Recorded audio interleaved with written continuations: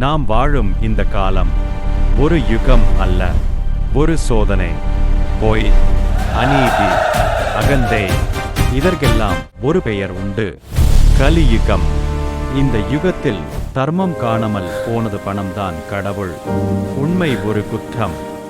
ஆனால் புராணம் சொல்கிறது, அதர்மம் உச்சம் தொட்டால் ஒருவன் வருவான், விஷ்ணுவின் இறுதி அவதாரம்.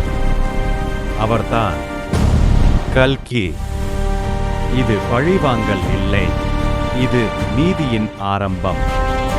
கலியுகம் முடியும், புதிய சத்திய யுகம் பிறக்கும்.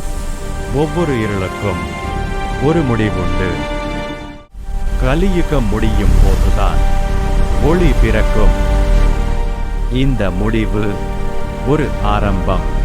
கல்கியை எதிர்பார்க்கும் முன் உன் உள்ளே இருக்கும் கலியை பாரு. இந்த கதை எதிர்காலம் பற்றி இல்லை, இன்றைய மனிதன் பற்றி. கல்கியை எதிர்பார்க்கும் முன் உன் உள்ளே இருக்கும் கலியை அழி.